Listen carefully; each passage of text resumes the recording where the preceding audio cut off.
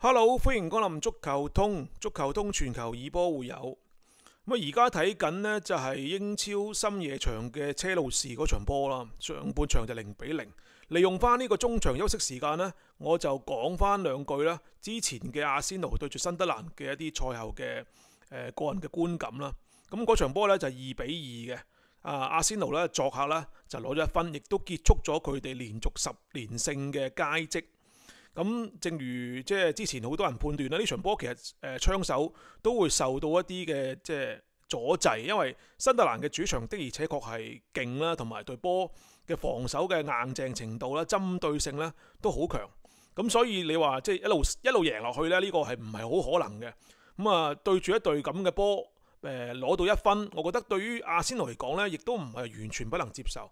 咁我睇咗新特蘭星期一嗰場波對住愛華頓咧。當時亦都出咗片同大家介紹呢隊波嘅主場佢嘅防守啦，同埋力量方面嘅優勢，的而且確係好有料到。咁所以呢，賽果嚟講，我自己唔會話十分之意外嘅。咁而今晚我喺會員專享上面嘅判斷呢，6場波亦都有5場呢就係判斷得正確嘅。咁只係得意甲祖雲達斯嗰場波和波呢係估錯咗。咁喺度亦都多謝各位會員朋友嘅支持啦，同埋贊助先。咁呢場波呢，其實睇翻人腳上面呢，阿仙奴的而且確係受到好大掣肘，因為6個中前場球員啦受傷，約基利斯啊、馬田尼利都係新傷啦，加埋之前嗰啲馬道基嗰啲不在話奧迪加特啊，即係如果換咗其他嘅球隊，或者講係上屆或者前屆嘅阿仙奴呢，面對咁嘅情況、咁嘅困境呢，佢都好頭痕噶啦。但係目前為止10連勝，仲保持到一定嘅即係進擊狀態呢。的而且確球隊嘅陣容嘅深度啦，同埋球隊資源方面嘅利用咧，都做得係唔錯嘅。咁今日咧就同周中對住布拉格斯拉維亞嘅歐聯相比咧，有3個位置咧做咗變動啦。2個中場咧就係艾斯同埋咧蘇比文迪就正選啦。咁另外左閘用翻啦卡拉菲奧尼取代咗啦周中正選嘅軒卡比嘅。咁而嗰邊嘅新德蘭呢，就係都係5-4-1嘅踢法啦，同星期一對住愛華頓場波一樣嘅。3個中堅好似呢個布拉特啦，仲有咧就係梅基利啦，同埋咧就係基亞道達，3個人呢都係繼續正選嘅。中鋒咧就係伊斯道啦，今年亦都有唔錯嘅發揮。咁而中場方面咧，老大哥嘅格列薩卡咧，亦都今日咧就係倒戈，佢嘅表現咧喺今季一路都係好穩定嘅。開波嘅時間呢，其實新德蘭已經係有好明顯嘅身體上面嘅壓迫啦，係俾到阿仙奴啦。你見到即係基本上佢哋嘅針對性好強啦，仲有佢專登蓄意地用身體對抗啦，同你做一啲更加密切嘅接觸。咁呢個做法呢，就係俾雙線作戰嘅阿仙奴呢一啲心理上面嘅壓力啦，同埋令到你。即係你已經傷病咁多啦，你唔夠膽同佢去駁腳嘅時候呢，佢會更加喺嗰個對抗上邊呢顯示出優勢。上半場嘅比賽其實好斷裂嘅，經常有一啲球員受傷嘅場面啦，好似添巴啦、美連奴啦，都經常有即係都好似停低要做緊急醫護咧，都有成1-2次嘅時間啦。咁所以個補時時間好長啦，亦都見到雙方嘅身體對抗上面呢係好激烈嘅。咁喺咁對抗嘅情況之下呢，新特蘭佢唔需要一周雙賽，再加埋佢主場方面嗰個針對性好強啦，佢亦都有好主動嘅出擊。呢個主動嘅做法呢，唔係話你煮到埋嚟我就食啦，你去到邊度我跟住你去邊度，佢唔係做啲咁被動嘅工作嘅。佢嘅防守工作好主動壓迫同埋主動上身體。喺呢方面咁嘅做法呢，新特蘭係有佈置嘅。咁我覺得佢亦都研究咗阿仙奴啦，最近時間佢哋嘅弱點喺邊度，係嘛？即係身材對抗上邊啦，同埋雙線作戰體力方面可能消耗更加大。佢有過呢方面嘅佈置。咁但係呢，就餐市嚟講，早段就唔係太多啊，20零分鐘大家都各有一次呢，可能啲不着邊際嘅射門啦。去到37分鐘先出現入波，呢個入波呢，就係新特蘭後場嘅一個高波啦，就係附上去啦，然之後跳頂落嚟啦，懷斯同對方嘅球員跳頂啦，就頂空咗嘅。咁第二落點呢，就係新特蘭爭到啦，跟住懷斯翻嚟再去防守嘅時間呢，個反應慢咗少少，咁走甩咗呢，就係呢個布拉達呢，就係一個勁射6碼點嘅位置咧，大概好近門啊！咁近嘅位置去射呢，其實阿拉爺都好難有反應。咁啊結果呢，新德蘭呢就將個比數呢射成1-0啦。咁呢個波呢，事實上即係懷斯有少少責任啦，佢反應慢一啲咁多。咁但係咧呢一種高 Q 大棍呢，百密一疏呢，亦都好難去完全責怪邊個球員係嘛。咁呢個波呢，亦都係將阿仙奴呢812分鐘各項賽事冇失波嘅呢個紀錄呢係打破咗。咁啊之前呢，佢哋喺聯賽啊、喺英聯杯啊同埋加埋歐聯啦，已經800幾分鐘啦，都真係唔係嘢少啦，係冇失過波。咁呢個波呢，上半場呢，就係新德蘭憑藉住呢個入波呢，係攞到1-0嘅領先優勢。咁啊然之後呢，就47分鐘啦，補時階段啦，成個上半場阿仙奴最黃金嘅機會呢，就係薩列巴喺12碼點啦，接應隊友嘅呢個橫傳啦，就勁射，不過咧炒飛機，咁就即係中唔到籠啦。咁啊之後呢，仲有一次大概去到50零分鐘補時階段都係新特蘭右邊嘅傳中呢，當其時阿拿菲呢，就係鬥橫啦，梅基利亦都腳趾尾拉西啦，啱啱柱邊出界都有啲威脅啊。所以其實新德蘭成個上半場佢嘅踢法呢係比較主動啦，同埋呢就揸住一啲為數不多嘅進攻機會。佢嘅進攻呢次數唔係好多，同埋呢唔會行啲好複雜嘅路線，唔會做啲好複雜嘅嘢。佢多數都係兩邊傳中啊，然之後爭啲 second ball 咁嘅做法。但係入波唔一定要複雜嘅，係嘛？套路可以簡單。新德蘭嘅針對性同埋佢自己即係自己有自己自知之明啦，佢做嘅嘢呢係啱自己球隊嘅風格同埋使用啦，咁就已經足夠。咁所以呢係非常之成功嘅一個上半場嚟嘅。咁而阿仙奴呢邊呢，我感覺上即係點講？一嚟就係佢對於對方嘅身體對抗呢係有啲忌憚。咁第二方面呢，就係面對住低位嘅極致嘅防守呢，阿仙奴嘅遠射做得唔夠。下半場你見到咧，即係個入波咧就係遠射啦。即係我見到佢嘅低位係低到去大禁區線以裏邊嘅。咁既然係咁低位嘅話，其實阿仙奴應該多啲嘗試遠射。咁但係上半場嚟講咧，做得唔足夠。不過咧，其實中鋒嘅美連奴咧，我覺得上半場都仲係做得比較積極嘅。佢喺前邊後邊咧都經常參與進攻防守，中間又參與串聯。佢頂替咗約基利斯做中鋒呢個位置呢，佢唔係一個純中鋒嘅，佢喺前邊爭頭槌，後邊又要爭頭槌喎，即係翻嚟助手，係嘛？仲要喺中場參與串聯，其實佢嘅走動範圍呢係好廣啊！等陣間就會同大家講下。咁去到下半場嘅時間呢，就51分鐘呢，其實就已經係反擊㗎啦，因為下半場呢，新德蘭嘅體力呢，可能之前用得太盡啊。佢已經去到一個，即係佢嗰個樽頸位好早出現。我估計佢60分鐘會樽頸位，但係唔係啊，50分鐘已經嚟啦，即係已經班波呢係保持唔到上半場嗰個對抗嘅硬淨嗰個程度。咁啊，51分鐘嘅時間呢，呢個沙卡喺禁區嘅左邊呢，就已經有一個波接隊友嘅橫傳呢，彈傳呢，就係一個立腳嘅射門呢，就少少偏出㗎啦。咁個波呢都幾有威脅嘅。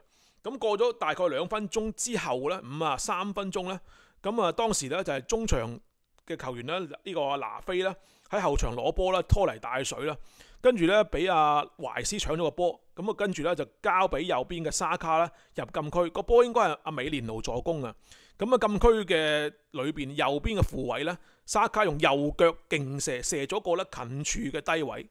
呢啲波呢，其實雖然呢你就話射近處啦，門將多少有啲責任。但係個波射得急勁，加埋係低位柱邊入呢，其實個波門將要落地都要反應嘅個時間，其實都好順，稍縱即逝啦，所以門將亦都好難撲救。咁呢個波呢，沙卡嘅右腳勁射呢，係幫阿仙奴嘅追成呢，係1-1平手。當然啦，個波其實對方嘅中場啊拿菲嘅攞波有啲拖沓呢，係一個好主要原因啦。其實雖然阿仙奴當時逼緊阿拿菲呢個拿菲啦，佢有足夠時間將個波踢走或者講係交俾門將，但佢冇咁樣做咯，結果個波俾阿懷斯偷咗啦，就係鑄成大錯嘅。咁跟住呢，之後一波接一波啦，即係呢個阿仙奴嘅攻勢呢係好急勁啦。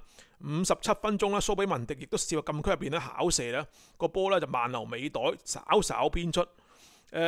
你睇下呢個圖呢，我係71分鐘嘅時間呢，我 call 翻出嚟嘅。當其時呢，阿仙奴下半場已經有8次嘅射門啦。上半場咧，佢哋5-3，稍稍領先，但下半場8-2咧，已經係明顯嘅優勢啦。即係你見到下半場阿仙奴嘅用波同埋中前場上面所佔到嘅優勢咧，係非常之明顯。呢個同新德蘭下半場體力上面嘅即係消減咧係好有關係。佢已經做唔到上半場嗰個對搶嘅嗰種節奏同埋強度。跟住喺呢個時間呢，其實阿迪達亦都order啦，就係卡拉菲奧嚟個左手邊嘅參與進攻呢，係要更加堅決啲，令到左邊呢係俾更加多壓力咧俾新德蘭，令到佢左右不能兼顧。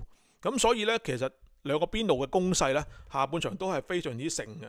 咁64分鐘嘅時間呢，阿仙奴嘅傳中啦，呢個路夫斯呢手錘打翻出嚟咧，蘇比文迪喺20碼嘅地方勁射呢，中楣。呢啲波呢，其實喺之前蘇比文迪都係曾經有過相關嘅類似嘅入波啦，但係呢個波有少少欠運啦，中楣之後彈出咧就唔入。不過都唔緊要啦，去到73分鐘咧，托沙特個人發揮，大禁區咧左邊嘅位置咧仰過咗薩迪基咧，右腳勁射咧就掛網而入，個波咧將比分咧係射到2-1，咁啊反先。呢個波咧其實薩迪基自己掛住佈置咧疊瓦助攻嘅卡拉菲奧利，其實嗰個波咧卡拉菲奧利有隊友係防守噶啦，其實佢唔需要太過將嗰個注意力咧集中喺疊瓦 overlap 嘅卡拉菲奧利，反而咧佢一分咗心之後咧，俾阿托沙特仰過咗有個空位咧，跟住後者即刻咧就起腳。呢啲波咧其實個銜接嘅迅捷程度咧，托沙特係非常之擅長。你俾空位俾佢咧，佢呢啲波一係射一係傳咧，嗰個準程度都非常之高啊！咁所以咧就射到2-1咧，客軍嘅槍手咧就係反先。咁我之前都講過啦，面對住低位嘅防守啦，即係咁極致嘅低位咧，阿仙奴就應該多啲遠射。咁所以呢個波嘅入波咧，就顯示到喺對方嘅呢個大巴面前咧，遠射嘅重要性啦。咁之後咧就新德蘭都有換人啦，連續換咗3個啊，換入咗中鋒嘅波比啦。咁呢個做法咧，其實都係啱嘅。84分鐘嘅時間啦，拉耶咧就撲出咗波比嘅一個咧就係迎球嘅鏟射啦。咁然之後咧，佢哋亦都換入咗咧就係阿莫斯基拿啦，係入替咗艾斯，加強啦就係高空方面嘅防空。咁呢個做法其實亦都有針對性，但係咧同樣都係嗰個問題，即係點講咧？你唔係話多咗個中鋒、多咗個中堅去頂咧，就全部頂得贏嘅。咁輸嗰個波正咧就係輸有一個咧就頂波嘅嗰個問題上面啦。當其時93分鐘啦，新特蘭咧就梗係入禁區吊射啦。咁啊，然之後巴拉達咧就衝咗上去上邊咧就爭頭槌啦。波比第二點咧就係趕喺阿拉耶出嚟之前咧係將個波挑入。呢個波其實怪邊個咧？我覺得拉耶一係就唔好出。如果你出嘅話咧，就可能要再迅捷啲。呢個波咧其實隊友都到位嘅。拉耶可以選擇唔出嚟，因為波俾人看住嘅。咁但係佢又出嚟，咁跟住咧過嚟幫手嘅加比爾咧，亦都慢咗少少。咁啊，波比咧就趕喺呢兩個人到之前咧，就好輕巧咁將個波咧就係鏟入。即係呢啲波咧，事實上喺過去嘅咁多場波當中，阿仙奴都唔係太多見。咁可能亦都俾其他嘅一啲叫俾佢哋弱嘅對手一種啟示，就係對阿仙奴咧。就唔需要講太多道理嘅，呢啲波你刮落去嘅話，就揾第二點係嘛，就爭第二點。咁有時候盲拳打死老師傅，硬叻嘅球隊呢，呢啲波呢都係有失球機會嘅。跟住呢，就去到96分鐘啦，差唔多吹雞前啦，咁啊一個黃金嘅絕殺機會咧，阿仙奴就把握唔到啊。當其時咧就係卡拉菲奧利咧後柱咧係接應隊友嘅傳中啦，就係無人看管，頭槌一頂咧就俾阿魯夫斯咧撲出，然之後美連奴咧再補射咧又係俾人擋出，咁啊結果咧個比數咧就係2-2咧完場啦。咁啊場波咧其實嗰個數據上面梗係阿仙奴即係明顯地佔優勢啦，大家見到角球次數咧2-2就有啲少啦。其實今日呢場波阿仙奴嘅死球角球嘅炮製咧，我覺得都有威脅嘅，但係咧無奈角球得2次，俾到佢哋嗰個即係嗰個運用嘅時間嗰個次數咧，相對就少啲啦，係嘛？咁啊 X 高咧就睇統計啦，有啲統計就係2.3幾對0點幾都有嘅。咁我 call 呢一個咧2.3幾就對1.2咧，都係阿仙奴就梗係佔先啲。你睇下個射門嗰紮原點咧，阿仙奴喺對方門前所做出嚟嘅嗰個機會咧，都係會多好多，尤其下半場。下半場阿仙奴咧一路都係佔據住主動嘅，成場波嚟講得1次換人啫。阿仙奴就係換咗莫斯基拿，換走咗艾斯。咁對於一個兩線作戰人腳受損比較嚴重嘅球隊嚟講呢，得一次換人，咁對於佢哋體力方面嘅考驗呢，其實都幾大。咁就所幸就對面下半場嘅體力方面嘅消耗呢都非常之大啊。防守上面呢，其實要讚讚啦，新德蘭今日嘅防守上面呢係做得非常之好嘅。Tackle 上面啦，包括咧就係 block shot 啦，仲有即係 interception 啦，其實都係處於一個咧就係比較高嘅位置啦。咁啊，此外解圍啊等等咧，save 啊，即係門將嘅撲救咧都有5次啦。拉耶今日嘅表現咧，相對就比之前咧係有所失色嘅。咁所以其實新特蘭俾我哋感覺最深嘅都係防守啦，同埋上半場嗰段令人窒息嘅呢個即係身體對抗嘅運用。咁呢隊波始終特別主場啦係不能夠小視嘅。人嘅對比方面呢，即係我覺得阿仙奴除咗布卡約沙卡今日入波啦，可能佢係被評為全場最佳，但我印象最深係美連奴。美連奴就係上半場即係暈低接受治療都起碼2次。咁然之後，正如啱先提到咧，無論係前場爭頭槌佢又爭到喎，後邊防守嘅時候佢要翻嚟補位同埋協助隊友去頂波，佢又翻到位。中場上邊做一啲駁腳啊、互傳，佢亦都係做得係非常之即係到位。唔好理佢點都好，呢個球員佢個兢兢業業同埋佢喺場上走動不惜體力呢一種嘅即係堅毅咧，都係而家嘅阿仙奴啦係比較需要嘅。即係佢同埋蘇比文迪呢個曾經係皇家蘇斯達中場三傑之中嘅2個人過咗嚟阿仙奴呢，其實佢哋嘅表現啦，同埋喺球隊需要嘅時候呢，都交出咗比較好嘅功課。咁而新德蘭呢邊呢，我就讚賞2個中堅啦，一個就係梅基利啦，咁另外一個呢，就係今日入波同埋有助攻嘅布拉達。呢2個人嘅 tackle 呢都係唔錯，同埋佢哋空中爭頂嘅時候呢，亦都有明顯嘅功架同埋優勢。咁喺3中堅或者5後衞踢法當中呢，有咁硬淨同埋咁高對抗性嘅中堅喺度協助防守呢，亦都係新特蘭呢喺今年能夠爬到咁高位置嘅一個法寶。咁另外仲有基亞杜達荷蘭球員呢，呢個人個腳底能力就粗糙少少。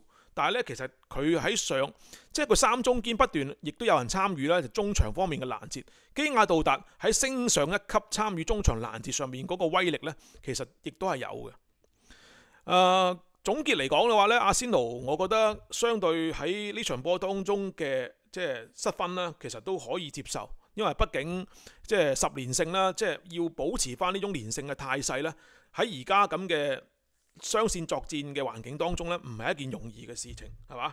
咁而即係我覺得佢哋球隊當中嘅發揮咧，其實我覺得已經係好穩定㗎啦。咁相對於近幾場波我哋嘅觀察咧，阿仙奴嘅防守咧，可能嘅問題可能會比進攻更加嚴重啲。雖然佢嘅傷兵更加多係集中喺中前場，但係防守薩列巴嘅嗰個狀態咧，喺最近呢段時間咧唔係好穩定，有時候佢個位置都不保嘅。莫斯基拿亦都有時候會取代佢嘅位置啦。咁即係薩列巴同之前黃金時代咧相比咧，佢個狀態咧似乎係冇咁好。咁所以即係教練喺嚟緊時間催谷嘅好主要嘅一個環節咧，可能反而係後防線。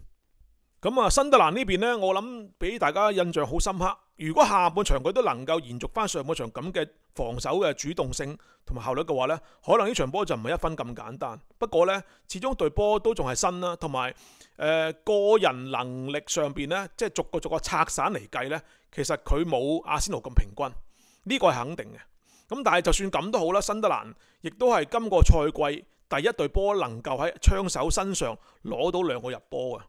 好難得喎，係嘛？之前咁多嘅即係對手，又歐聯又即係聯賽都好啦，冇一隊波能夠喺阿仙奴身上入咗2個波。咁而新德蘭咧喺今季咧係第一隊，咁呢個咧亦都係一件唔容易嘅事情嚟嘅。咁啊分數上面嚟講啦，阿仙奴就係26分啦，咁而家領先曼城有7分。不過咧踢多一場波，曼城聽晚咧將會出戰咧利物浦啦。咁如果贏得到波嘅話，就係爭4分。贏唔到咧，就都仲係維持翻喺6分左緊嘅嗰個差距啦。新特蘭排第3，亦都係同樣咧同曼城係同分嘅。好啦，咁呢場波咧，我哋就簡單講住咁多先啦。多謝各位會員朋友嘅支持同埋贊助。咁我哋今晚繼續都有一啲賽前嘅個人嘅一啲睇法嘅分享啦，即係分享嚟嘅啫。咁亦都歡迎各位加入會員啦，就係贊助同埋支持我哋啦。多謝各位 like 啦，同埋 share 仲有 comment。我哋聽日睇完波之後同各位再傾過。